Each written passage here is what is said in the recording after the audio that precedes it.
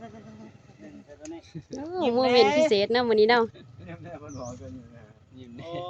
ว้ายจะเป็นผู้ใดเนาะสิฮักนี่เนาะฮักสามเสาได้นี่ฮักเอื้อยเสียได้น้องเนาะปะโก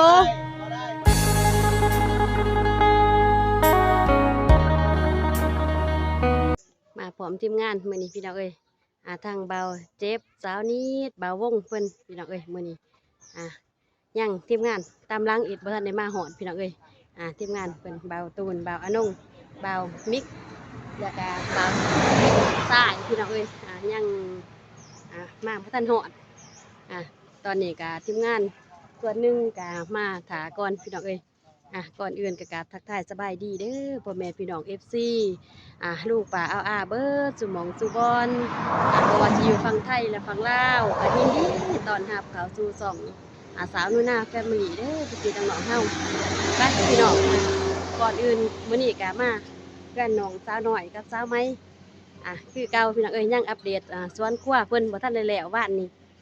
มื้อนี้ก็เลยว่าสิมาใส่ตะนางมาใส่ตะนางเพราะว่าต้นเสากับน้องสาวนิดเพิ่นเนี่ยมาเฮ็ดลักหัวขุดลักหัวไว้ทาแล้วพี่น้องเอ้ยมีแต่ว่าเพราะว่าตอนเสาร์สาวนุ่นาเองก็ติดธุระเนาะเลยว่าบ่ทันได้มาพี่น้องเอ้ยเลยว่ามาอัปเดตตอนครับแรงพี่น้องเอ้ยมาพร้อมทีมงานกับเบาเจ็บเบาวงเพิ่นมาพี่น้องเอ้ยไปเบิ่งไปส้มภาพบรรยากาศนำกันเลยมื้อนี้พี่น้องเอ้ยมาพร้อมทีมงานตัวสบายดีเบาเจ็บนี่สบายดีเด้อเด้อโดยสบายดีเบาเจ็บคนรอเนาะสบายดีน้องสาวนิดเบาวงเพิ่นสบายดีน้องสาวไหมมื้อนี้งามเนาะน้องสาวไหมเป็นจะได้คืนนี่ฟันดีอยู่บ่นอนรับอยู่เนาะมื้อนี้เพราะว่าฝากกันขุดนานเด้พี่น้องเอ้ยบ้านนี้ใส่ให้งานน้องสาวเพิ่นได้บ้านนี้เนาะกับเบาเจ็บเพิ่นเนาะโอเคแบบซ้อนเลยทางบาดเจ็บเพิ่นมาสองด่างเพราะบ่เนาะบาดเจ็บเอ้ยบอกว่าจะว่าที่แรกไปซื้อใหม่ป่ะสองด่างนี่สิได้แต่ครั้งนี้ไปหัวทันเอาจังสิมื้อนี้ให้มันได้เฮ็ดให้มันแล้วตัวนี้ก่อนจะพาว่ามันบ่พอโอเคซื้อมาให้อีกโอเคยานแต่มันบ่แล้วมองไหมจับไปเบิ่งมีคนจับตัวปัญหาหลักเนาะที่ว่าได้สิแอมหัวแอมตะนางใส่กะย้อนหมูหน่อยพี่น้องเอ้ยเบิ่งพุ่นแล่นออกเลยกวนเลยแห้งมักดีแล้วเป็นผักสีเขียวจังซี่เนาะนิดเนาะยังเพิ่นหอมติในดังเพิ่น อุปสรรคก็ได้ย้อนว่าหมูนี่แหละเป็นหลักจังได้พากันออมหัวออมห้าวไปนี่อะไรเนาะมาเอาด้านนั้นเลยบ่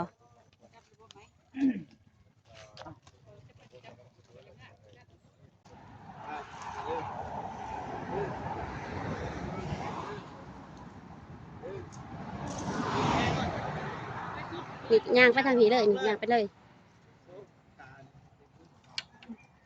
ซอยนะเดินบ่แม่นแบบนี้ปกติแล้วเฮาต้องได้เอาเสือกใส่ก่อนติมันจังสิเข่งดึงข้างนั้นก่อนเอาเอ็ดพิกสูตรจังซี่นี่ครับคุณเอ็ดพิกสูตรแล้ว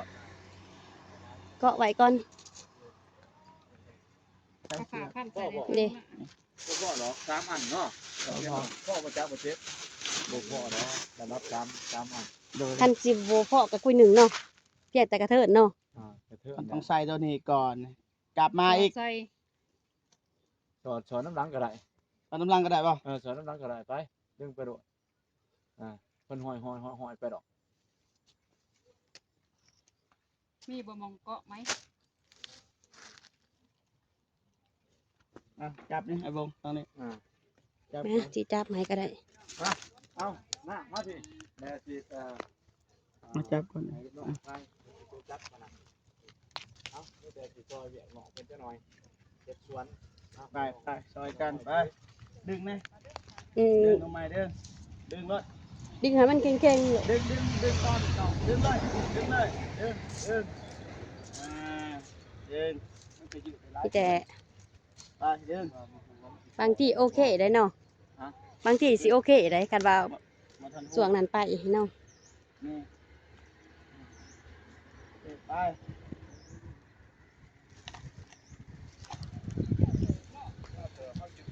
มีดบ่ ใช้ดังเลย พูดอยู่ไหน มีน้ำเกลือปะ แม่นนี่ทั้งนี้อ่ะดีใจบ่น้องซาไหมได้หัวเลยดีใจอ่าได้ส่วนกว่าเนาะอ่าสิบ่ได้กินแจวแล้ววันนี้น้องซาไหม แม่กินกับแก้วนั่นแหละอันนี้ก็ได้ บ่ได้กินแจวหลาเนาะอย่างน้อยก็พอได้มีผักจำได้ผักจำผักขุยน้ำเนาะแม่น เกือบ ย่าง3 เม็ดบ่ย่าง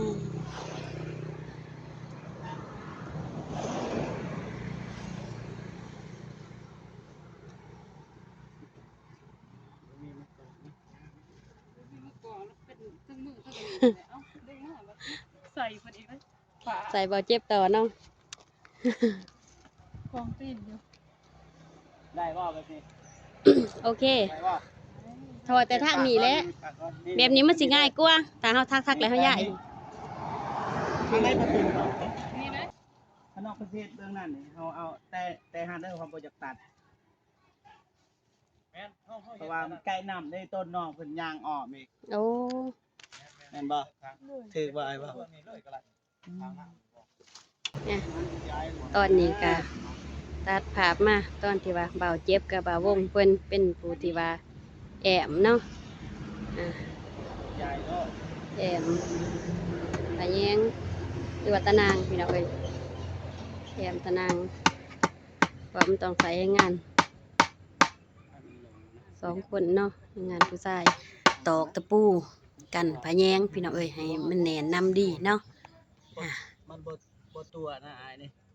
บ่ตัวดอกนี่ เก่งได้ เป็นลักษณะแบบมันย่านเนาะ บ่ใหญ่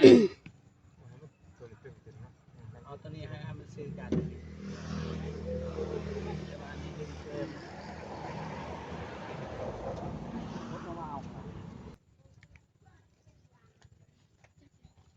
กูมาเนาะ ก็เป็นไร ได้ สิยืดมันได้ดูตัวนี้นะเข้ามาแล้วตัวนี้มันต้องยืดจนแต่ว่ามันสิบ่ยะเอาเฮ็ดกระยามันเพราะว่าเฮาบ่เพาะอยู่เด้อตัวนี้มันโดนได้ซื้ออีกอันนึงผู้ดีเอาเฮ็ดตัวนี้คันดูตัวเม็ด7ผู้ดีเนาะ เดี๋ยว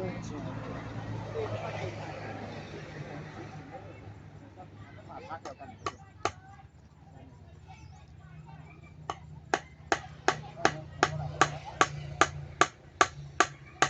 นายเห็นบ่น้องไม้เห็นบ่ไอ้เห็ด โอ้โหผมเฮ็ดเองบ่ได้ ได้บ่ลองยืนเบิ่งลอง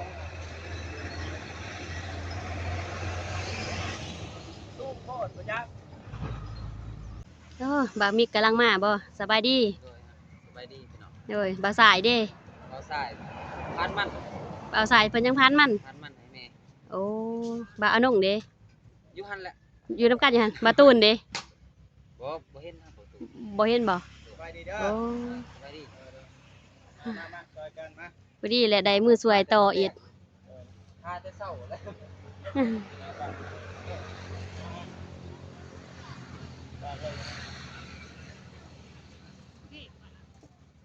จะจับจับขอสิไปนำบุญแล้วจับโอเค เสื้อรัดในมือกล้อง โอเค ดับโป้โปร ผู้ใครเนี่ยบ่มือใครเนี่ยบ่มืออาชีพเนาะ นี่มันดึงแล้วบ่ ยังสิอันนั้นก่อนมันยืดยุ่นได้อยู่ตัวตีนมาที่ตัวบ่ได้ยังบ่เจ็บ บ่ได้เลือกเอาเสื้อตัว เจ็บใส่วิธีมัดเอาเนี่ยเฮ็ดแบบไอ้เฮ็ดที่สิเป็นแบบต่อไปบ่น้องมั้ง ได้ครับ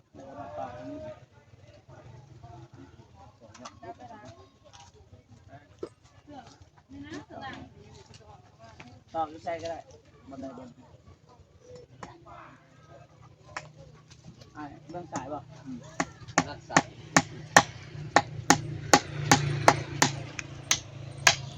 ล่าสุดตอนนี้กาบ่าวอนงกับบ่าวโกเพิ่นก็มาฮอดพ่อดีเลยพี่น้องเอ้ยสบายดีสบายดีกำลังมาฮอดเนาะ เด้กล้องไปทางนั้นเนาะในกล้องไปว่าโกโก้ สบายดี ซอยจับกล้องได้ไปดีเด้อพี่น้องเด้อไปดี แล้วก็พวกค้าพวกนี้ผมแม่นบอกคือพวกค้าน่ะแม่นบอก พัทะ โตแม่นเราได้นี่เนี่ย คือบ่หอมเลยเนาะ ดีเลยนะ เห็นบ่ตัวนี้เม็ดเจ็ด ตัวนี้ตัวเก่าหรือตัวใหม่ ต้นไม้นี่แหละ ตัวนี้สูงกว่าบ่ดีตาบ่า นี่ก็ สูงแฮงดีไปได้ล่ะสิก็เบิ่งนี่เด็กเรื่อยๆได้ตัวเบิ่งว่าเฮ็ดงานกันบ่ผ่านเลย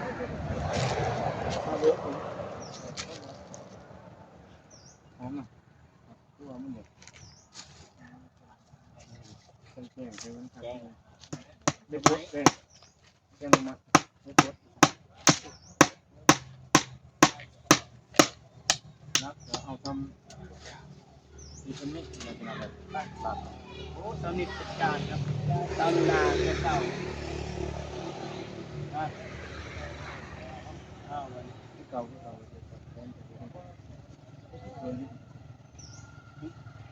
มันบ่เกินเอาเนาะเฮ็ดเอง แล้วเก่านะมือเก่ามาก ปล่อยเฮ็ดตัวนี้ โอ้โมเมนต์พิเศษเนาะมื้อนี้เนาะ แน่ๆมันบอกกันอยู่นะ ยิ้ม โอ้ นี่ ว้ายสิเป็นผู้ใดเนาะสิฮักนี่เนาะฮัก3เสาได้นี่ฮักเอื้อยเสียได้น้องเนาะบ่าวโก บ่ได้แบบนี้บ่ได้เห็นน้องแล้วเสาลายเจ็บบ่เสาไม้ก็มีเสาไม้ได้เป็นเสาไม้น้องไม้ฉะนั้นบ่มันเป็น สงสัยเป็นหย่อนบ่าวเจ็บมาก่อนบ่ทันได้เด็ดดอกไม้ให้บ่จักบ่าวเจ็บเออบ่าวโกเพิ่นมีโมเมนต์กับเพิ่นได้ มาฮอดปุ๊บก็ดอกไม้สวยๆให้โหลดเนาะ บ่ได้แบบวานนี่บ่เป็นแต่บ่เจ็บนี่แบบ โอ้โหไม่ทราบอ่ะเด็กหายแล้วบาดช่างเด็กหายก็จะตองคนนั้นเนี่ยโซ่พี่มือเลยป่ะโซ่กลางเก่าเลยถึงนี่แหละ น้องไม้น้องน้อยเอ้าบ่เขา ดีบ่ เป็นอะไรก่อน มีหลักกันเลยเนาะว่าบ่ให้ดึงแบบนั้นบ่ให้ดึงแบบนั้นให้ดึงแต่เสือกแบ่งต้องให้ดึงมันน่ะเด้อมาต่อ เสียงเดียวกันเดียว มา นะดึงเสียงเดียว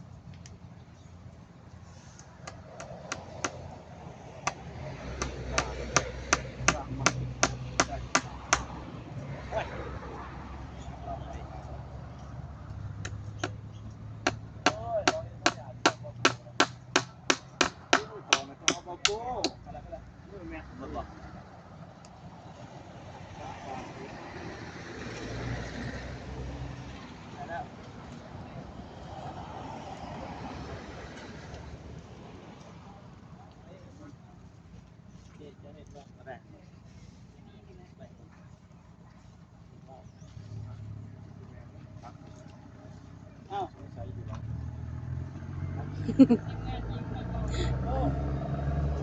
ได้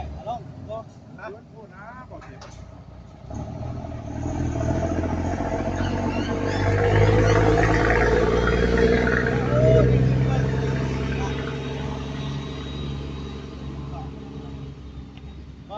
ก็ได้แล้วก็สวยได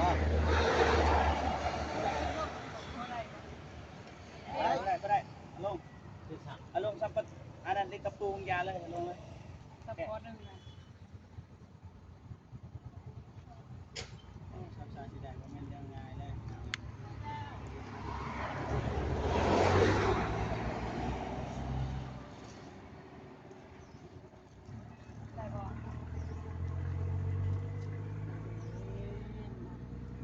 ได้แล้วเปล่าแกะแล้วเพิ่งมันเป็นไอ้นั่นนะบอกโหไปเห็นมันเข่งก่อนแล้วก็เนาะโอเคอ้าวมันเป็นรุดหรือเปล่า บ่แม่นรักทางนั้นรักเอ็น เห็นป่ะ พอดี อ๋อ เสียมตอกน้ำน้องน้อยไปหาเสียมมาเบิ่งหั่น เดเซียมทางนอกกันมองน้ำอา เป็ บ นพลานฮีทแล้วบ่อยากแจกพี่น้อง ได้ว่าตัวนี้ ทางลมมันปืนหินเด้ ก็ต้นคอมันบ่ได้ไป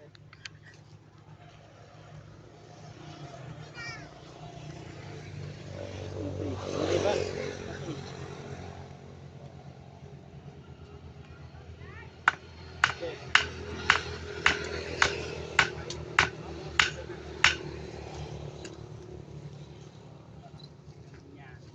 ถ้ามันหยานี่บ่ดึงไปเสือถ้ามันหยานี่มันจะได้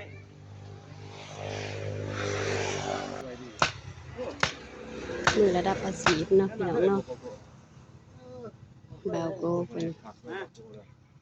นี่แหละที่แม่เกษตรกรตัวจริงพี่น้องเลยเป็นๆเลยก่อนผักเลย ไม่ทำดู ก็จะได้ระบบเองว่าจากแม่เนาะ ทำกลับเอง ไม่ทำสบายดีเนี่ย ไปดีพี่น้อง ก็มองบนรถเตอร์พี่น้อง โอเคพี่น้องตอนนี้ก็ได้เวลาแล้วเนาะอ่ะตะเว้นกาคอยคำลงแรงเลยพี่น้อง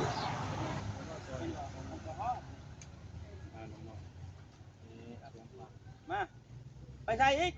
คิดสองคิด ไปหาเอาไม้ค คือว่า ำเอาไม้คำลักก่อน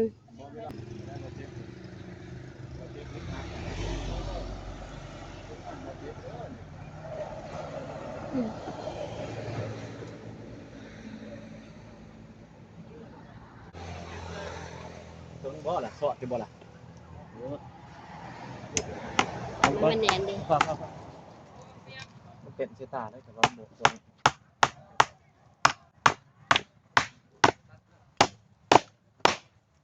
เนี่ยเจ้าหน่อยเนาะโอ้ยสิเนี่ยนะบ่อยู่เลยสิได้ขับ2มื้อเอาพ่อได้ขึ้นซอยกันแล้วก็จ้ะ ขุดไปเลยกะหินเนาะทางลมขุดเนี่ย ใส่งาน เย็นบ่ หิน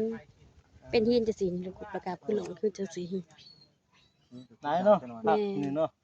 แม่ เดินแล้วนี่ตัวนี้เนาะข้าวหอมตัวนี้แซ่บข้าวหอมหยัง โฮมเปย์ หอมเปรี้ยวหอมหยัง หอมเปรี้ยวแม่น ว่า พูดลังคนเอื่นกับพักพลังค่ะว่า สืบต่อผมด้วยเจ้าอันนั้นสืบต่อได้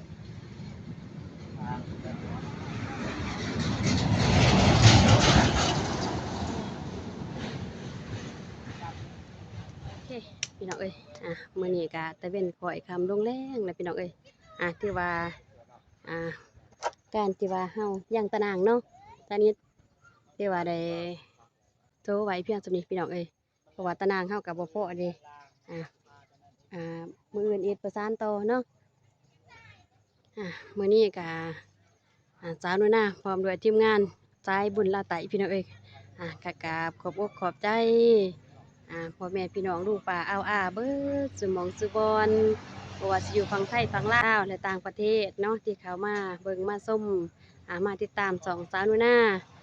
ขอให้พี่ๆน้องๆเบิดสุขุสุขคนจงมีสุขภาพเข้มแข็งแข็งแรงพี่น้องเอ้ยรับได้เงินหมื่นตื่นไปเงินหลายเด้อพี่น้องๆเฮาไปพี่น้องเอ้ยคลิปนี้สาวนุ่นนาพร้อมด้วยทีมงานสายบุญเล่าวไต่กาสิเดจบคลิปเพียงสมีเด้อพี่ๆน้องๆเฮาพอกันใหม่มื้อหน้าพี่น้องเอ้ยมื้อนี้กาสาวนุ่นนาพร้อมด้วยทีมงานสายบุญเล่าวไต่กาสิเดกราบลาพี่ๆน้องๆเลยเด้อพี่น้องเอ้ยบ๊ายบายพอกันใหม่คลิปต่อไปเนาะ